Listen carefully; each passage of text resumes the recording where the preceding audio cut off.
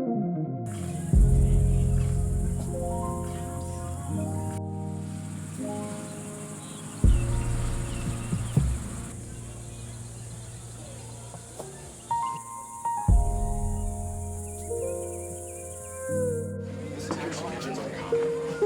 this the kitchen. Cooking food, but don't want us in the same room with you.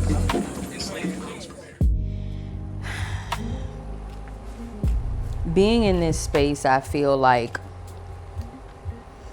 you know, I feel like I'm obeying the call, which is something that I've really like focused on doing my entire career so far, like obeying the call of God, ancestors, universe, however you want to put it. You know, listening to the wind. You know, that's what I try to focus on doing a lot. You know, because I feel like life can speak to us in all sorts of ways and through things. And I feel like through this book, I've been spoken to a lot. And once I caught on to that, one of the days driving out here, I was like, you know what? I said, ancestors, tell me, when I was driving up here, right when I get to the real grassy area, I said, ancestors, tell me what you want me to do. Show me. And once I said that, I felt like everything was opened up for me. Everything happened easily. I even randomly got this transatlantic slave trade atlas delivered to my doorstep from the publishing company. And they're like, I don't know why that came to you, you know? And I know it was meant for me to start digging a little deeper and highlighting different narratives of the story, you know, to, you know, educate, inspire people to not only dig in the past, but pay homage to the past. A lot of times we just think about what we're going to build in this life, not what we can add to this life, you know. And speaking of that, there's this thing in Christianity and even African spirituality and stuff like that too, is and I'm sure other cultures as well, first fruits.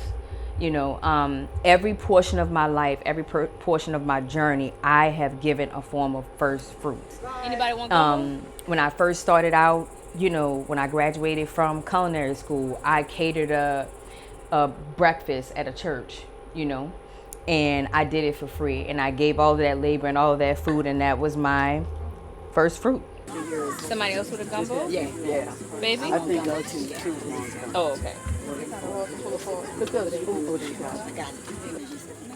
No, I cook a lot on television, and I wrote a cookbook. Well, I have a couple cookbooks that I wrote, and my book talk is at 1 o'clock in the church at the Antioch. You know, that was how I did, you know. And with my ice cream business, a whole bunch of things, I found some way to give something away for free as a first fruit. And I know in Africa, one of the things that they used to do was when the harvest comes, they would have this big feast and stuff like that and give back to the land when they take something from it, you know. And I feel like being able to cook in this kitchen, especially cooking with ingredients that was used, you know, I swear it almost feels like I have people around me, you know. And I feel like this is my first fruit for this journey with this book. This portion of the journey that I'm on in my life, it's been very, very, very interesting. And I'm grateful that Whitney Plantation gave me the opportunity to be back here, because I'm the first woman to cook back here. You know, Michael Twitty, he did it first. He did it on the hearth. And when I came, I said, this is what I want to do. And they were like, you know what?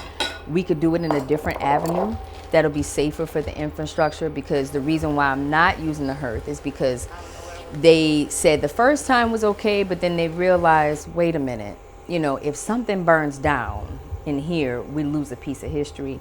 So I got electricity ran so I could come in here with a clean spirit, clean hands, and a clean heart with good people. You know, I only have 2 people with me who have clean spirits, you know. So when I make this meal, I'm not going to feed this to anyone, but I'm going to season it and deal with it like I am, you know. But what I am going to do is leave it as an offering here at the plantation.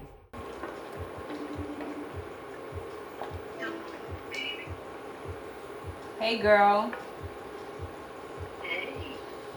I wanted to show you I'm at the plantation, and I'm making shrimp sausage and okra, like how they make the without a roux. Yeah. You can't on that gas, though. I'm not on gas. I'm on an induction burner. Oh, wow.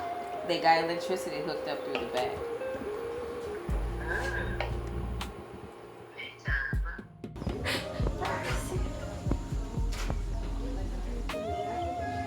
How about pieces of foil? I receive it. I receive it. Because we got to make sure we got enough.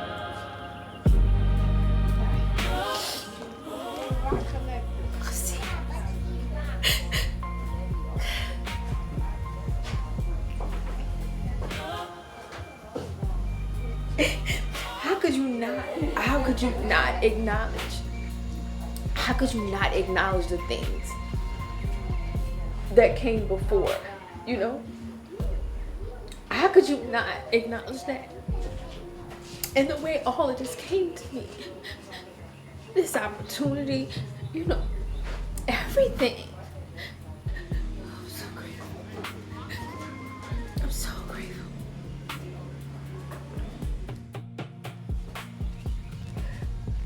I receive it all.